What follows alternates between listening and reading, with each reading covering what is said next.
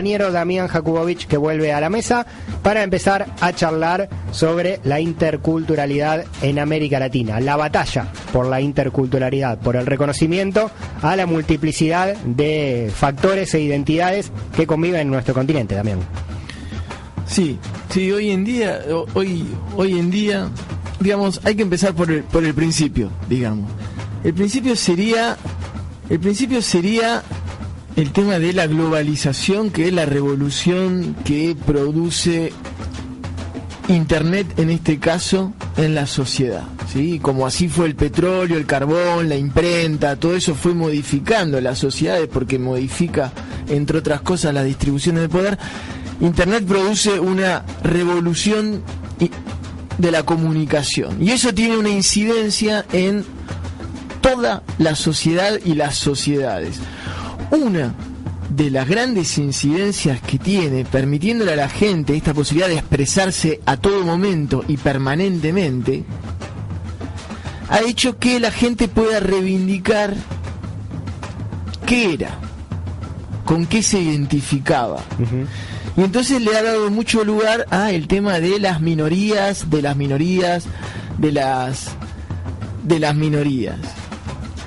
Entonces la interculturalidad lo que hace, ¿sí? Cuando uno habla de interculturalidad, habla de diálogo entre culturas. De diálogo. ¿Cómo es un proceso de diálogo? Un proceso de diálogo es: vos decís A, yo te escucho. Vos decís B, yo digo B, vos me escuchás, a partir de lo que vos dijiste y lo que yo dije, sale C. Claro, A y B siguen existiendo y pasa a existir también C. Y pasa a existir C y A se pone los anteojos de B para mirar lo que B está diciendo y B se pone los anteojos de A para ver lo que él está diciendo. Eso es la interculturalidad. Entonces, con este precepto, uno ve que la interculturalidad nace como una herramienta, primero, que la empiezan a utilizar los antropólogos cuando empiezan a contactarse con los pueblos originarios para empezar a ver cuáles son las diferencias que tienen esos pueblos originarios, sean de Occidente o de Oriente o de América del Sur, con Occidente. Entonces se ponen en el lugar del otro y de repente todos empezaron a dar cuenta que en realidad la diferencia que hay entre un chino y un argentino tiene X distancia. Por ahí es la misma que puede haber hoy entre una persona de 14 años en Argentina y una señora mayor o un señor mayor de 90 años. Es esa distancia. Y ahí va viendo. Entonces, si uno analiza, entonces cuando uno habla de geopolítica, ¿no? Que la geopolítica es el análisis de la distribución de los poderes en un territorio determinado. Eso es la geopolítica. Después geo se sobreentiende que es la Tierra, pero lo podés aplicar a un territorio, a un planeta, a un país, etcétera. Si lo juntás los dos, quiere decir que vas a analizar cómo se realiza la distribución de poderes, entre otras cosas, a nivel cultural. Uh-huh. Y es ahí donde uno empieza a decir, por ejemplo, entonces, geopolítica intercultural es estar consciente de que uno analiza el continente con diversos anteojos, con diversos prismas. Puede ser a nivel de culturas entre Occidente y los pueblos originarios, puede ser analizar la geopolítica militarmente, como lo hemos hecho muchas veces, o por una cuestión de género, que siempre hay todas luchas que se van dando, hay todas distribuciones de poder. Entonces, una de las y nosotros, por ejemplo, estamos acostumbrados como argentinos, como sudamericanos y como occidentales, que a veces somos y negamos, a establecer una dicotomía entre, analizamos, América Latina con gobiernos de derecha, política de izquierda. Es un prisma también. Pero es interesante empezar a pensar en otros prismas que son tan válidos como ese y que están todos interrelacionados. Uno de esos prismas es justamente qué pasa a nivel de choque de culturas en América Latina entre el occidente, que nosotros somos occidentes latinoamericanos, pero somos occidente, tenemos toda la cultura y los tabúes y toda la maldición que trae el occidental de siempre estar apurado y no saber por qué, la ansiedad, bla, bla, bla, con los pueblos originarios. Porque en esta guerra que es desigual entre culturas, el occidental tiene a su favor todos los medios de comunicación. Claro, nuestro conflicto cultural no es con el exterior, no es extracontinental, como en otros tiempos, cuando nuestra cultura local era y sigue siendo, pero ahora hay una mayor resistencia cultural, vamos a usar la palabra cultura muchas veces en esta charla, hay una barrera bastante más importante y bastante más constituida, pero antes nos bombardeaban, y repito, hoy todavía, con cultura foránea, ¿no? Con una construcción cultural que no nos es propia. Esa era una batalla que hoy por hoy visibilizamos de otra manera, ¿no? Hoy la batalla cultural es interna, ¿no? Es interior, dentro de nuestros propios países, con esta dualidad que vos plantás, de la cultura occidental instalada y de la cultura ancestral o preexistente, derrotada, ocultada, masacrada, pero que reflotó. Sí, que reflotó porque ella también se ha visto beneficiada, porque la globalización tiene ese doble lado. Por un lado te va formateando, ¿sí?, con la cultura que más aparece, en este caso el occidental, pero por el otro lado te da la posibilidad de reivindicarte a nivel identitario. Entonces se produce un doble fenómeno. Pero la realidad es que hoy en día uno dice, bueno, ¿y cuáles son las consecuencias para los pueblos originarios de esta cultura global? Yo la llamo la cultura MTV, la cultura Nike, la cultura de Estados Unidos, que sí, la cultura Facebook. La cultura Facebook, la cultura de la inmediatez, la cultura del consumismo, que es muy fuerte. Entonces vos ves que hay como varias consecuencias, que por eso mucha gente habla de genocidio cultural. Y una de las principales cosas que uno ve a nivel de genocidio cultural son algunas que son las siguientes. Una, hay una pérdida de liderazgo muy importante entre los ancianos, ¿sí? Tradicionalmente, las culturas originarias, los que manejan las culturas, los que tienen más poder, los que son más escuchados, son los ancianos. Una de las cosas que ha traído la occidentalización de los pueblos originarios, donde como bien vos dijiste, las políticas de los estados de hasta no hace mucho habían sido en una esfera asimilacionista, como diciendo somos todos iguales. Entonces somos todos iguales, los pueblos aborígenes se van a tener que igualar con nosotros. Entonces está esto, pero hoy en día existen en América Latina, por ejemplo, 3 ejemplos de constituciones que ya están viendo el tema de la cultura y de la interculturalidad, que son Colombia, Ecuador y Bolivia. Los 3, Bolivia de manera mucho más marcada, pero los 3 tienen un fuerte contenido intercultural en su constitución. Claro. Y esto es muy interesante porque a nivel jurídico provoca problemas. Ahora les voy a dar un ejemplo de cómo esto se ha globalizado. Supongamos que usted es de la etnia que usted elija. ¿De qué etnia quiere ser? Yo quiero ser un cholo aymara del altiplano. Bueno, vamos a suponer, yo no soy un gran conocedor de las culturas, pero vamos a suponer que a usted en su cultura, ¿sí?, en su tradición, usted comete una falta, ¿sí?, que en el análisis occidental no es una falta punible. ¿Se entiende la diferencia? Sí. Entonces se da esta cosa de que el aborigen dice, puede llegar a elegir quién lo juzgue según le convenga. Lo mismo. Quiere decir que si lo van a juzgar, suponiendo que existe ese caso que se han dado, si lo van a juzgar incorrectamente del lado de su cultura originaria, él va a decir, no, ante todo yo soy boliviano.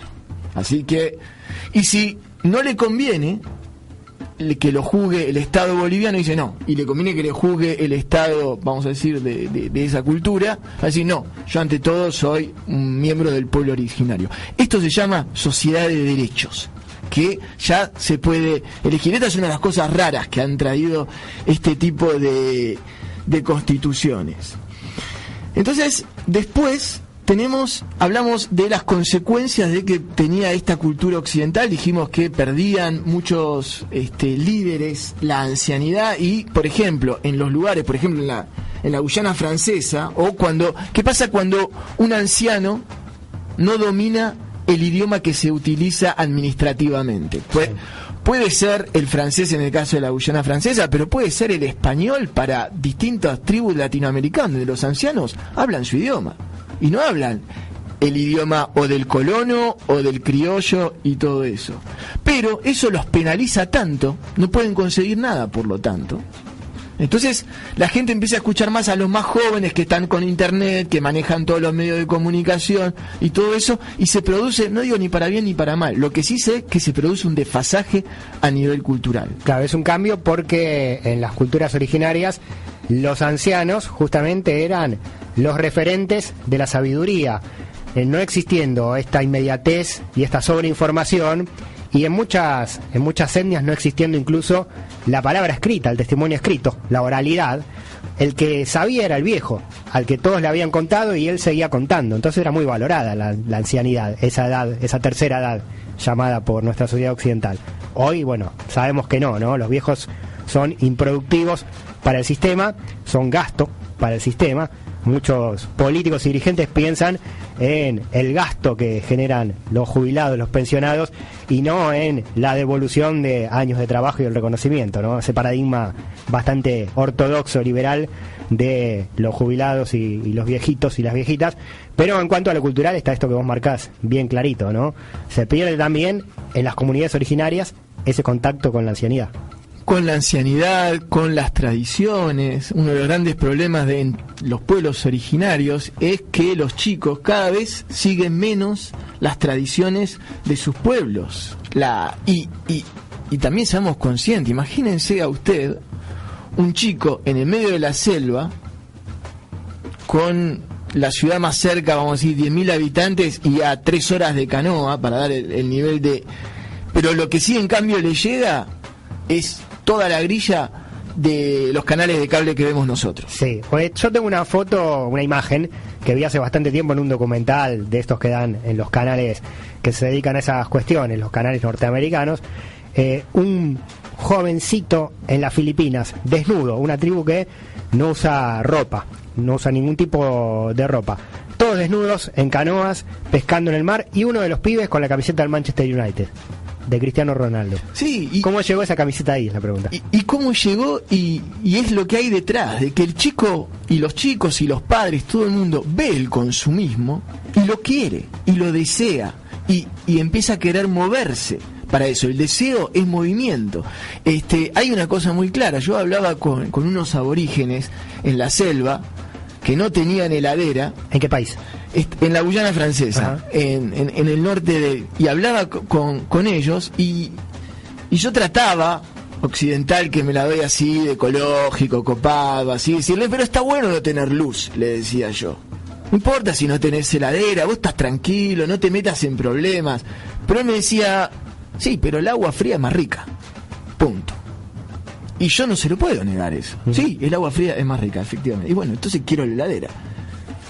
Se entiende esa batalla, y la heladera significa trabajar y tenés que ganar dinero, y dinero significa tenés que entrar en el sistema occidental, te guste o no, habrá cooperativas, habrá resistencia, pero básicamente es generacional el problema ahí que se está produciendo. Sí, aquí estuvo en este programa hace un tiempito Tomás Astelarra, que es un escritor argentino, que entrevistó en varias ocasiones a Evo Morales y publicó un libro, lo vino a presentar acá al carajo, a Radio Madre, La Bolivia de Evo, y allí cuenta en ese libro sobre el conflicto actual que tiene el proceso boliviano, el proceso socialista, hacia el socialismo comunitario que pregonan Evo Morales y García Linera.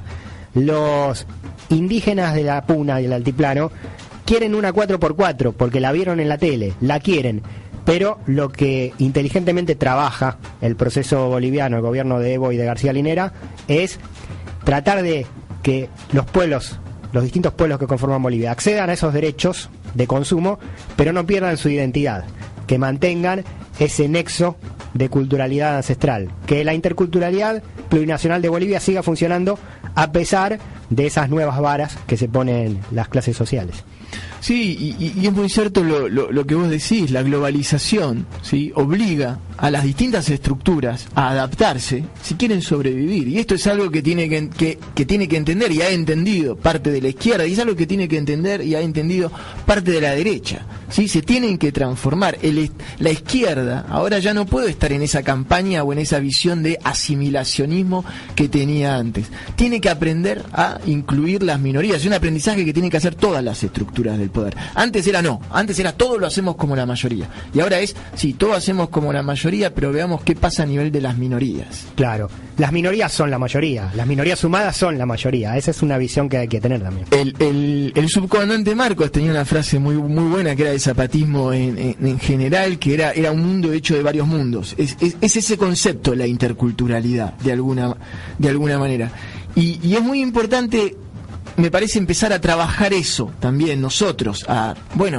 Si las estructuras de poder se revolucionan, por ello también me tengo que revolucionar internamente y empezar a ver, no sé, por ahí, antes de decidir si estoy de acuerdo o no con algo, si es que tengo que estar de acuerdo o no, me pongo en el lugar del otro, me imagino sus anteojos y a partir de ahí empiezo a analizar a ver qué me está diciendo, cómo lo está diciendo, y después ahí uno estará en querer hacer o no un juicio de valor. Pero esto es muy importante, y entonces en la geopolítica también entender de que por ahí, para una persona, la geopolítica intercultural, por ahí es más importante que la geopolítica política. Por ahí para una persona de los pueblos originarios, dice, bueno, está bien, se pelean la izquierda, la derecha de los occidentales, pero yo quiero también ver qué pasa conmigo. Uh-huh. Empezamos hablando en esta charla sobre interculturalidad en América Latina y en el mundo, del fenómeno Internet, de la herramienta de la comunicación masiva, de la revolución de la comunicación que ha sido Internet, la más democrática que ha tenido la historia de la humanidad, digo, por la posibilidad de acceso. No hay Internet en todos lados y no todos y todas pueden acceder, pero sí hay una posibilidad de alcanzar esos contenidos cada vez mayor en todos los lugares del mundo. En todos los lugares está esa chance y eso genera una cosa positiva, ¿no? Vos decías también hay una cuestión negacionista de la herramienta y de la globalización negativa que genera esa situación. Bueno, sobreinformación, generación de contenidos de fuente dudosa todo el tiempo que circulan masivamente, pero a la vez es una herramienta para la lucha por la interculturalidad, ¿no? Porque los pueblos pueden expresarse. Lo pienso en lo más sencillo, en una canción que un artista de Lima, de Perú, sube a internet y esa canción se la descarga un joven en Múnich, Alemania, la escucha y conoce esa cultura se difunde, existe, se desparrama, se pone en diálogo la cultura A con la cultura B y nace C de ese encuentro, la ecuación que vos planteabas, ¿no? Esa herramienta es fantástica. Sí, esa herramienta es fantástica y además me parece que algunas veces, digo, bueno, por ahí la discusión filosófica es válida, si decir si la globalización es mala o no, pero esto por ahí es como, pero la globalización es. No se puede ya, o sea, podés discutir si es mala o si es buena, pero lo que no podés discutir es que es y que llegó. Y ahora, ¿qué hacemos con esto? Sí, tiene cosas muy malas, eso es la globalización del consumo, la globalización de la imagen, del culto a la imagen, de la frivolidad, de la ansiedad, del consumismo. También tiene cosas muy buenas, que todo el mundo se puede expresar y todo el mundo que le interesa encontrar un contenido, ahora lo puede encontrar. Ya no es una cuestión de plata. Respecto a que es verdad que existe una brecha digital todavía y que la internet no ha llegado a todo el mundo, pero uno ve las lucecitas que se van prendiendo en el mapa y uno no hace falta ser un genio para darse cuenta que es una cuestión de tiempo. Sí, no en vano Bolivia, el gobierno boliviano avanza hacia la conectividad en todo el territorio, ¿no? Es una demanda postergada. Bueno, Bolivia puso un satélite en órbita, el Tupac Atari, y lucha por dar esa herramienta a todo el pueblo boliviano. No en negarla para que la información no llegue, sino en darla para que en todos los lugares, en el llano y en los altos de la cordillera, esté la conexión y esté la herramienta democrática para acceder a los contenidos. Sí, y me pongo en el abogado del diablo, pero en el abogado del diablo de Occidente. Yo con mis ojos occidentales digo, viva Evo Morales, no tengo duda en decirlo. Ahora yo me pongo en una posición ultra intercultural, yo diría, ok, buenísimo, ahora Occidente tiene satélite sobre nuestros pueblitos, y antes nuestros muchachitos se podían conectar 2 horas cuando iban al ciber o al barcito del pueblo, y ahora lo van a tener 24 sobre 24. Y habilita la pregunta de decirme, y bueno, y entonces, ¿cómo es la realidad? Y, muchachos, esa es la pregunta. Ahí está en tensión y está en debate, y es interesante darlo en este espacio de radio, por lo menos así lo creemos. Damián Jakubowicz en la columna de Geopolítica. Dami, te agradecemos mucho. Bueno, bienvenido, has vuelto hoy. Ya había salido por teléfono desde algún recóndito lugar en tus viajes, pero te recuperamos para esta temporada 2015 de Al Carajo físicamente, así que gracias por estar otra vez. No, un fuerte abrazo.